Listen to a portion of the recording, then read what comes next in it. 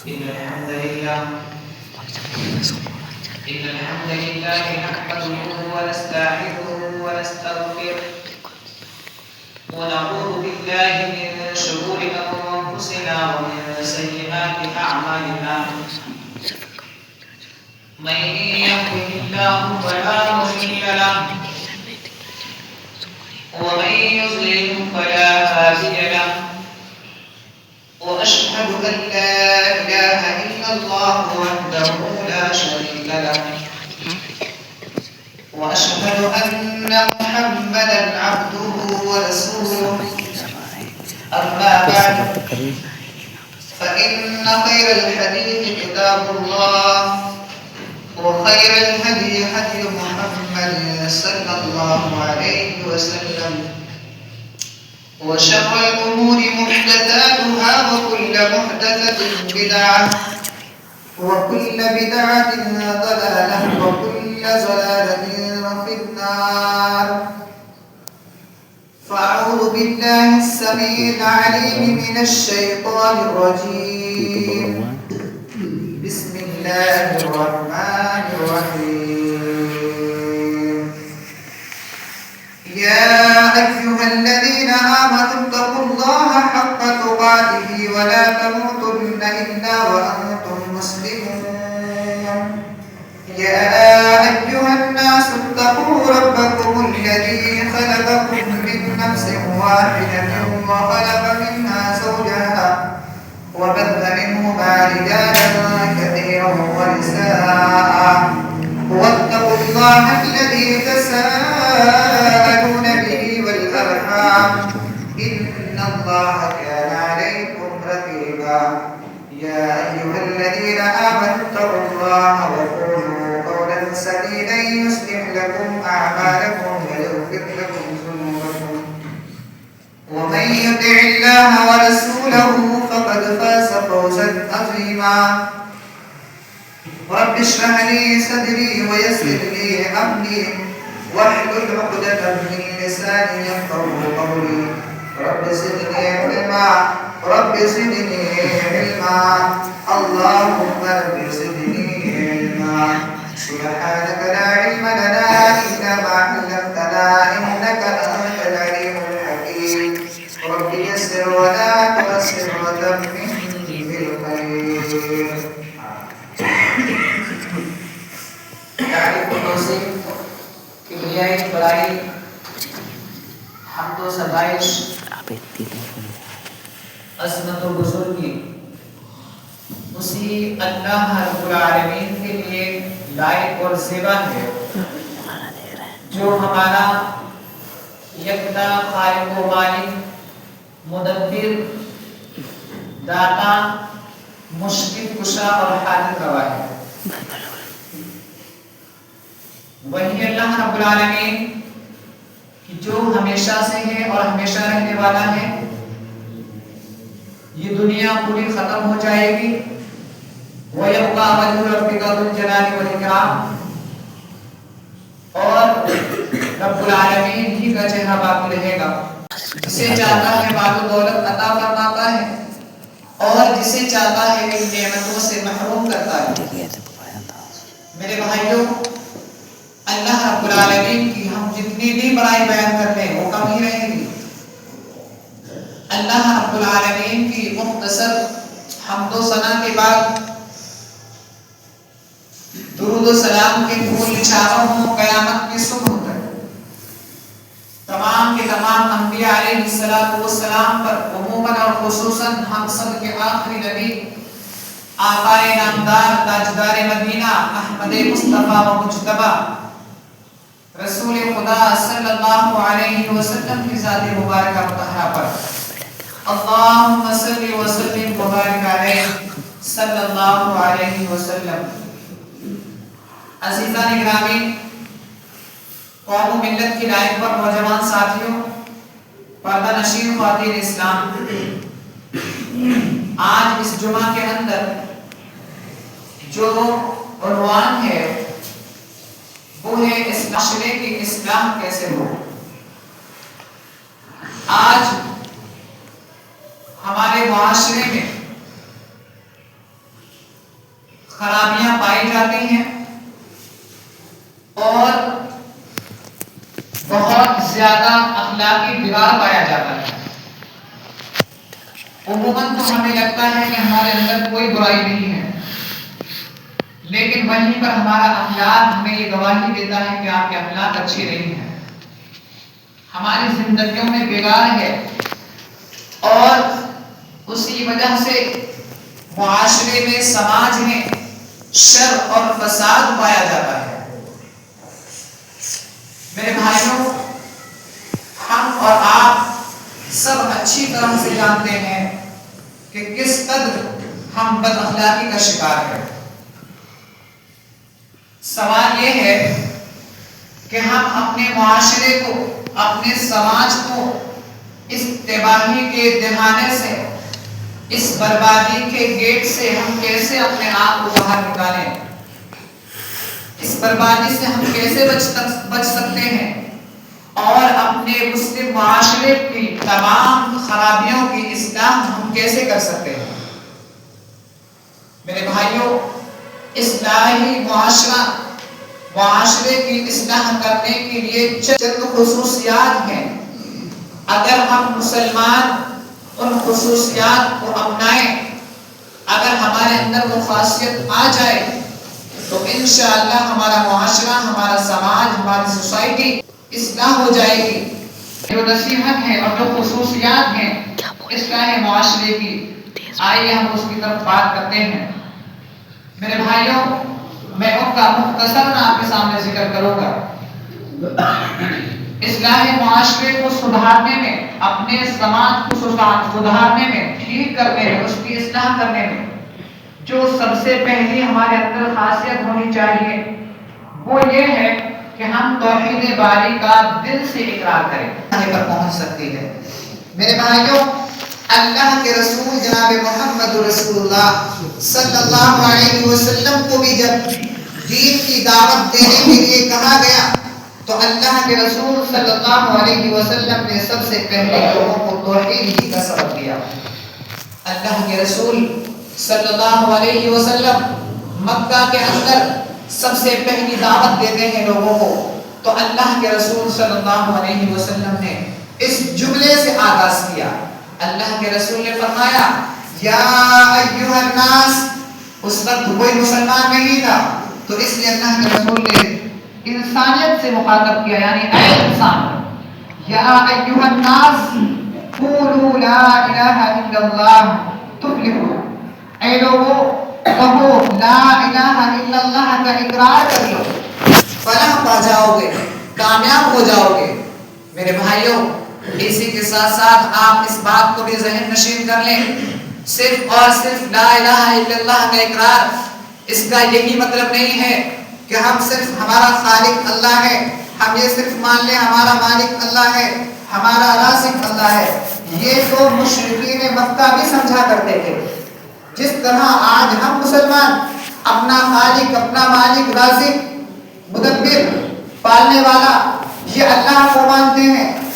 میرے بھائیو، اللہ کی قسم یہی مشرکین مکہ بھی سمجھا کرتے تھے، اور اس بات کی نشاندہی اللہ رب العالمین نے قرآن مقدس کے اندر فرمائی۔ اللہ نے فرمایا کہ اے نبی، آپ ان لوگوں سے پوچھئے، دیکھیے جواب کیا دیں گے، آپ ان سے پوچھئے تمہارا پالنے والا کون ہے، تمہیں پیدا کرنے والا کون ہے، تمہارا مالک کون ہے؟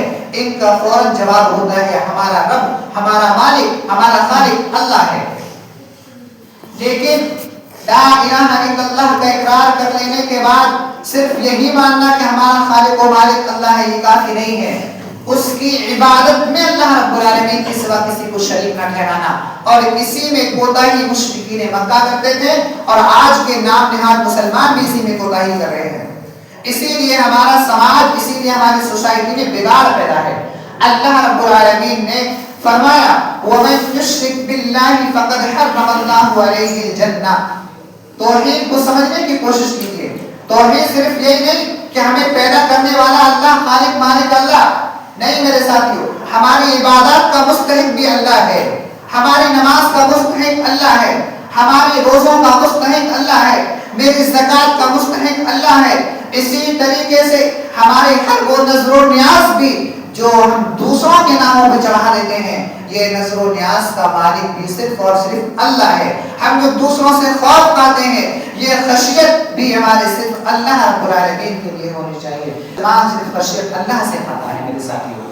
یہ تمام چیزیں ہمارے اندر جب ہوں گی جب ہم توحید کا معنی صحیح مطلب سے سمجھیں گے۔ میرے ساتھیوں، ہمارے سماج اور سوسائٹی میں جو بگاڑ ہے، ہم خالق تو اللہ ہی کو مانتے ہیں، مالک تو اللہ کو مانتے ہیں، لیکن جب ہمارے اوپر کوئی مصیبت آ پہنچتی ہے، جب ہمارے اوپر کوئی پریشانی اس رب العالمین سے ناطا توڑ کر کے ہم اس کی مخلوق کے پاس جاتے ہیں اور کہتے ہیں کہ ہماری یہ مشکلات ہے، آپ دور کر دیجئے، مجھے 10 سال ہو گئے بیٹا نہیں ہوا، آپ مجھے دعا کر دیجئے بیٹا ہو جائے، میں بڑی پریشانیوں میں چل رہا ہوں، میرے دکان پر گراہک نہیں آتے ہیں، فلاں جتنی بھی چیزیں ہیں، ہم مخلوق کے سامنے جاتے ہیں، خالق سے نہیں گراتے۔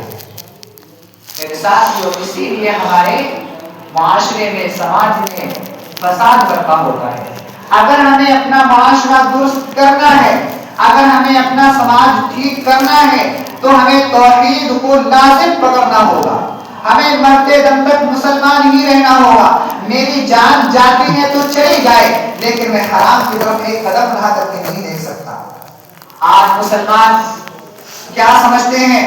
ہم کسی ہوٹل میں کھانا کھانے گئے، ریسٹورنٹ میں گئے اور وہاں جا کر کے ہمیں یہ معلوم ہوا کہ یہاں حرام کھانا کھلایا جاتا ہے، غلط جانور کا ذبح کر کے کھانا کھلایا جاتا، مسلمان کہتا نعوذ باللہ، ہم وہاں نہیں کھائیں گے کیونکہ یہ حرام ہے۔ میرے ساتھیوں، وہیں پر ہمیں یہ بھی سوچ لینا چاہیے کہ جس کمائی کے ساتھ ہم کھا رہے ہیں، یہ کون سی کمائی ہماری حلال کی ہے۔ ہمیں ہر طریقے سے توحید باری تعالیٰ کو سمجھنا چاہیے، اللہ رب العالمین کے ساتھ کسی کو شریک نہیں کرنا چاہیے۔ اللہ رب العالمین نے جن کاموں سے منع کیا ہے، ان کاموں کو ہمیں ہرگز بچنا چاہیے، ان کاموں سے ہمیں اجتناب کرنا چاہیے۔ توحید کا مطلب کیا؟ لا الہ الا اللہ، کہ اللہ کے سوا کوئی عبادت کا لائق نہیں ہے، اللہ کے سوا کوئی پوجا یوگ نہیں ہے۔ پھر ہم دوسروں کے سامنے کیوں اپنی گزارشات رکھ رہے ہیں؟ پھر ہم اپنے دوسروں کے سامنے کیوں عبادت کر رہے ہیں؟ دوسروں کے سامنے کیوں آتا ٹیک رہے ہیں؟ جو ہم مخلوق سے مانگ رہے ہیں، اس مخلوق کو بھی دینے والا صرف اور صرف خالق ہے۔ ہمیں توحید کو سمجھنا ہوگا۔ اگر ہم چاہتے ہیں کہ ہمارا معاشرہ ٹھیک ہو، پہلی خاصیت یہ ہے خصوصیات میں سے کہ ہمیں توحید تعالیٰ کو سمجھنا چاہیے، اور ہر قسم کی نظر و نیاز، ہر قسم کی عبادات، اخلاق و کردار، تمام چیزوں میں صرف اور صرف رب العالمین کی رضا ہونی چاہیے۔ تب کہیں جا کر کے ہمارا اسلامی معاشرہ اصلاحی معاشرہ بن سکتا ہے۔ اصلاحی معاشرہ، اپنے معاشرے کی اصلاح کرنے کے لیے دوسری خاصیت مسلمانوں کے اندر کیا ہونی چاہیے؟ وہ یہ ہونی چاہیے دین کے ہر معاملے میں صرف اور صرف کتاب اللہ و سنت رسول سے رجوع کرنا چاہیے، اور اس بات کا حکم اللہ رب العالمین کے قرآن مقدس میں بار بار دیا، یا ایھا الذین آمنوا اطیعوا اللہ و اطیعوا الرسول، اے ایمان والو تم اللہ اور اس کے رسول کی اطاعت کرو، اللہ کی اطاعت کرو اور اس کے رسول کی اطاعت کرو، وَأُولِي الْأَمْرِ مِنْکُمْ، اور اپنے حاکم وقت کی اطاعت کرو۔ ساتھیو، اپنے حاکم وقت کی بات کو مانو۔ اللہ نے اطاعت کا جہاں رقم لیا تو وہاں رسول اللہ کا رقم لیا، اللہ رب العالمین نے خود اپنی ذات کے لیے رقم لیا، لیکن فرمایا وَأُولِي الْأَمْرِ مِنْکُمْ، اور اپنے حاکم وقت کی بھی بات کو مان لو۔ ایسا نہیں کہا کہ حاکم وقت کی بھی ویسی ہی اطاعت کرنا، اپنے امیر کی ویسے ہی اطاعت کرنا جیسے اللہ اس کے رسول کی کرنی، نا نا نا نا، اللہ اس کے رسول کی اطاعت ہر حال میں کرنی ہے۔ وَأُولِي الْأَمْرِ مِنْکُمْ، اگر حاکم وقت غلط راستے کی طرف تمہیں لے کر کے جا رہا اس کی اطاعت نہیں کرنا۔ فَإِن تَنَازَعْتُمْ فِي شَيْءٍ فَرُدُّوهُ إِلَى اللَّهِ وَالرَّسُولِ، اللہ نے فرمایا اگر دین کے معاملے میں کسی طرح بھی جھگڑا ہو جائے، کوئی اختلاف، کوئی تمہارے اندر تفریق پیدا ہو جائے کہ یہ صحیح ہے یا یہ غلط ہے، یہ صحیح ہے یا یہ غلط ہے، ایسا کرنا درست ہوگا یا ایسا کرنا درست ہوگا، جو بھی مسائل ہمارے ہیں، ہمیں ان تمام کے تمام مسائل کو وَأُولِي الْأَمْرِ مِنْکُمْ کے پاس نہیں لے جانا۔ کہاں لے جانا؟ فَرُدُّوهُ إِلَى اللَّهِ وَالرَّسُولِ، تو تمہیں ان معاملوں کو اللہ اور اس کے رسول کی طرف لوٹا کر کے جانا ہے۔ کوئی بھی معاملہ ہے، اپنا اپنا معاملہ کہاں سے حل کریں گے؟ کتاب اللہ و سنت رسول سے۔ میرے ساتھیو، اللہ رب العالمین نے دوسری کا کیا ارشاد فرمایا؟ یا ایھا الذین آمنوا لا تبطلوا اعمالکم، اے لوگو اللہ رب العالمین کی اطاعت کرو اور اپنے اعمال کو ضائع نہ کرو، اپنے اعمالوں کو برباد نہ کرو۔ کئی جگہ اللہ رب العالمین نے اطاعت و فرما برداری کے حکم میں یہی فرمایا تمہیں اللہ کی اطاعت کرنی ہے اور رسول اللہ کی اطاعت کرنی ہے۔ اگر ہم چاہتے ہیں کہ ہمارا معاشرہ صحیح راستے پر چلے، اسلامی راستے پر چلے، اگر ہمارا سماج کے اندر سدھار ہو تو ہمیں اپنا رجحان قرآن اور حدیث کی طرف کرنا ہوگا۔ میرے ساتھ قرآن اور حدیث ہی وہ چیز ہے جو ہمیں صحیح راستہ دکھا سکتی ہے، اور اس چیز کی گواہی محمد رسول اللہ صلی اللہ علیہ وسلم نے بھی دی۔ اللہ کے رسول صلی اللہ علیہ وسلم کسی پر طنز نہیں کس رہا ہوں میرے بھائیوں، میں صرف اور صرف کتاب اللہ و سنت رسول کی تعلیم آپ تک پہنچا رہا ہوں۔ اللہ کے رسول نے صحابہ کرام کو بھی فرمایا کہ اے لوگوں لن تضلوا ما تمسكتم بهما کتاب اللہ و سنت رسولی۔ اللہ کے رسول نے فرمایا او لوگوں میں تمہارے درمیان صرف دو چیزیں چھوڑے جا رہا ہوں، دو چیزیں چھوڑے جا رہا ہوں، جب تک تم ان دونوں چیزوں کو پکڑے رہو گے کبھی گمراہ نہیں ہو سکتے، کوئی تمہیں گمراہ نہیں کر سکتا۔ اس کا کیا مطلب الٹا نکلا؟ اگر تم نے کتاب اللہ و سنت رسول کو چھوڑا گمراہ ہو جاؤ گے، فرقے واحد میں پڑ جاؤ گے، غلط راستوں پر چلے جاؤ گے۔ دو چیزیں کون سی تھی؟ کتاب اللہ و سنت رسول۔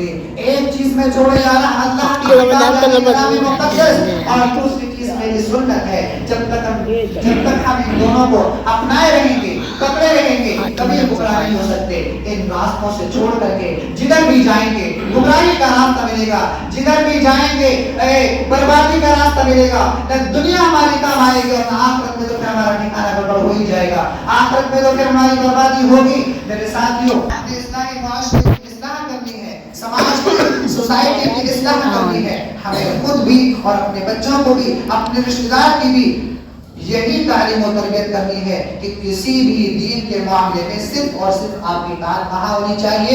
اللہ کے احکام کے لیے، اللہ کے رسول صلی اللہ علیہ وسلم کے احکام کے مطابق۔ اگر میں کوئی کام کرتا ہوں وہاں رب العالمین کی مہر نہیں لگی ہے، رسول اللہ صلی اللہ علیہ وسلم کی مہر نہیں لگی ہے، وہ اعمال کتنوں ہی اچھا کیوں نہ ہو، کتنوں ہی خوبصورت انداز میں ہو، اور میری عمر بھی بیت جائے کرتے کرتے، لیکن اگر مجھے آج ہی معلوم ہو جائے کہ ہم سب تم یہ غلط کام کر رہے ہو، اس کی دلیل قرآن میں نہیں ہے، اس کی دلیل محمد رسول اللہ کے فرمان میں نہیں ہے، تو مجھے آج ہی چھوڑ دینا چاہیے۔ اس سے ہمارے معاشرے میں، سماج میں اصلاح ہوگی۔ میرے ساتھ سماج اور سوسائٹی کے لیے تیسری خاصیت کا میں آپ کے سامنے ذکر کر دوں۔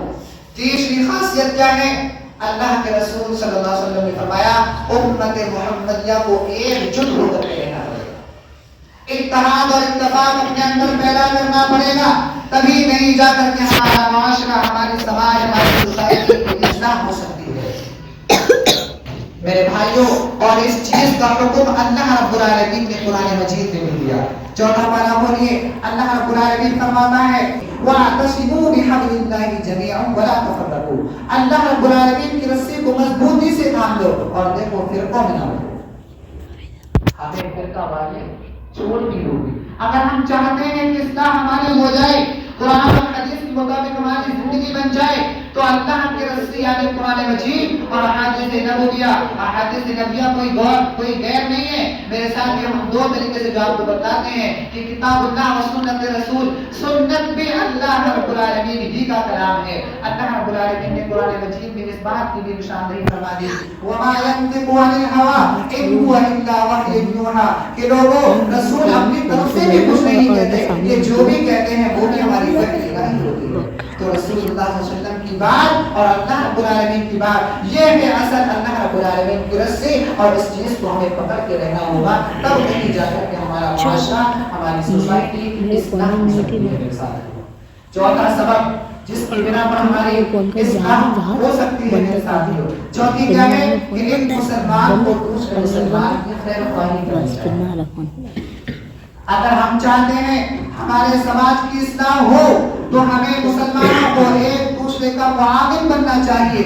اللہ کے رسول جناب محمد رسول اللہ صلی اللہ علیہ وسلم نے فرمایا او لوگوں، مسلمان ایک مسلمان کا آئینہ ہوتا ہے، مسلمان ایک دیوار کی مانند ہوتے ہیں، جس طرح ایک اینٹ نکل جائے دیوار میں کمزوری آ جاتی ہے، مسلمان ویسا ہی ہے کہ اگر ایک مومن کو تکلیف ہوتی ہے تو دوسرے مسلمان کا دل کے اندر اس مومن کی تکلیف کو محسوس ہوتی ہے۔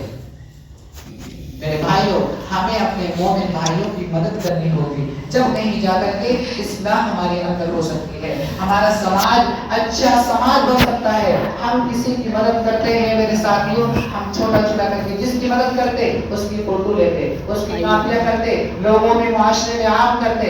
صحابہ کرام کے زمانے کو آپ دیکھیے، صحابہ کرام بہت کمزوری کی حالت میں تھے، ایک تو ان سے جب ہجرت کیا گیا تو ان کے سارے مال کو چھین لیا گیا، لیکن ان مسلمانوں نے ان کی مدد کیسے کی کہ 7 سال کے اندر ان کی غریبی مٹ گئی۔ آج ہزاروں ہزار سال گزر گئے، جو غریب تھا وہ غریب ہی رہا ہے۔ میرے بھائیوں، ہمارا جو مال ہے، ہم جو مال دیتے ہیں، اپنے مال میں سے زکات نکالتے ہیں، اگر کوئی ایک بندہ کسی ایک بندے کی کفالت غریب کی کرے تو انشاءاللہ 1 سال 2 سال کے بعد وہ بندہ بھی ایسا ہو جائے گا کہ وہ بھی زکات نکالے گا، وہ بھی صدقہ خیرات کرے گا۔ اصلاحی معاشرے کے لیے ضروری ہے کہ ہم اپنے چھوٹے کے اور اپنے نیچے لوگوں کا خیال رکھیں۔ میرے بھائی، اگر ہم چاہتے ہیں اپنی اصلاح کرنا، اسی طریقے سے ایک 5واں سبب جس کی بنیاد پر ہمارا سماج اور ہماری سوسائٹی کی اصلاح ہو سکتی ہے، وہ ہے کہ ہمیں لوگوں کو نیکی کا حکم دینا چاہیے اور برائی سے منع کرنا چاہیے۔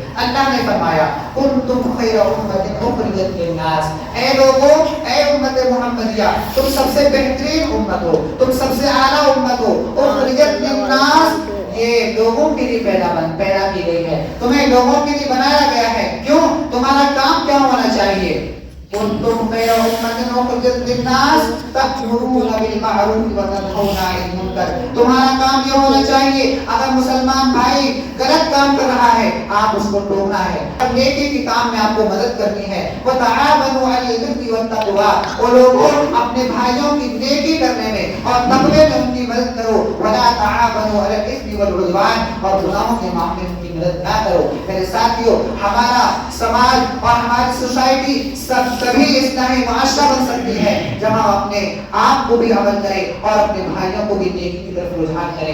اگر میں نماز پڑھتا ہوں، میرا بھائی نماز نہیں پڑھتا، میرا باپ نماز نہیں پڑھتا، اگر میں نماز پڑھتا ہوں، میرا بیٹا سویا رہتا ہے، میرا بیٹا نماز سے دفتر کرتا ہے، میری ذمہ داری ہے کنتم خیر امۃ اخرجت للناس تأمرون بالمعروف، تم نیکی کا حکم دیتے ہو، ہم نیکی کا حکم دے رہے ہیں۔ اسی لیے ہمارا سماج بربادی کے دہانے پر ہے۔ ہم چاہتے ہیں ہمارا سماج سدھر جائے تو ہمیں نیکی کا لوگوں کو حکم دینا پڑے گا، برے کام دیکھتے ہوئے ہمیں منع کرنا پڑے گا، اور اس بات کی ذمہ داری ہے، اس ذمہ داری کے بارے میں بھی اللہ رب العالمین ہم سے پوچھے گا، ہم سے جواب لے گا۔ اللہ کے رسول نے فرمایا کلکم راع وکلکم مسئول عن رعیتہ، ہر شخص ذمہ دار ہے اور اسے ذمہ داری کے بارے میں سوال کیا جائے گا۔ تو میرے ساتھیوں، یہ چند نصیحتیں تھیں۔ اللہ رب العالمین کے ساتھ شرک نہیں کرنا، اگر کوئی کرتا ہے ہمیں اس کو روکنا ہے، اطیع اللہ و اطیع رسول ہی کو اپنانا ہے، اللہ اس کے رسول کی اطاعت کرنی ہے۔ اسی طریقے سے اپنے مومن بھائیوں کا خیال بھی رکھنا ہے، جو کمزور طبقہ ہے اس کا خیال بھی کرنا ہے۔ اور اسی طریقے سے ایک نصیحت یہ بھی کہ ہمیں لوگوں کو نیکی کی طرف بلانا ہے اور برائیوں سے روکنا ہے۔ اللہ رب العالمین سے دعا کہ اللہ رب العالمین صحیح معنوں میں ہمیں کتاب و سنت پر عمل کرنے کی توفیق عطا فرمائے۔ آمین۔ اے اللہ، ہمارے سماج میں، سوسائٹی میں جو بگاڑ پیدا ہو رہے ہیں، اے اللہ رب العالمین تو اپنے فضل و کرم سے ہمارے دلوں کے اندر سے ایسے گناہ نکال دے جن سے ہمارے فتنہ فساد پیدا ہو جائے۔ اے اللہ رب العالمین ہم تمام مومنین کی حفاظت فرما۔ اے اللہ رب العالمین ہم تمام مومنین کو نیک کام کرنے کی اور گناہوں سے بچنے کی ہمیں مکمل توفیق عطا فرما۔ اے اللہ رب العالمین ہمیں اسلام کی قدر کرنے کی توفیق عطا فرما، ایمان کی قدر پہچاننے کی توفیق عطا فرما۔ اے اللہ رب العالمین جہاں جہاں مسلمان بندے پریشان ہیں تو ان کی پریشانیوں کو دور فرما۔ اے اللہ رب العالمین جو بندے تیرے بیمار ہیں اور یہ بیماری کے شفا کام کا شفا عطا فرما۔ اے اللہ رب العالمین جو بندے قرض دار ہیں ان کو قرض ادا کرنے کے لیے کوئی راہ عطا فرما تاکہ وہ قرض ادا کر سکے۔ اے اللہ رب العالمین جو بھائی اس دنیا سے جا چکے ہیں تو ان کو قبر کے اندر چین و سکون نصیب فرما۔ اے اللہ رب العالمین ان کی قبر چین و سکون نصیب فرما، ان کی خطاؤں کو معاف فرما، اے اللہ ان کی لغزشوں کو معاف فرما۔ اور اے اللہ رب العالمین ہم تمام مومنین کا ٹھکانہ جنت الفردوس میں اعلیٰ مقام عطا فرما۔ وآخر دعوانا الحمد للہ رب العالمین۔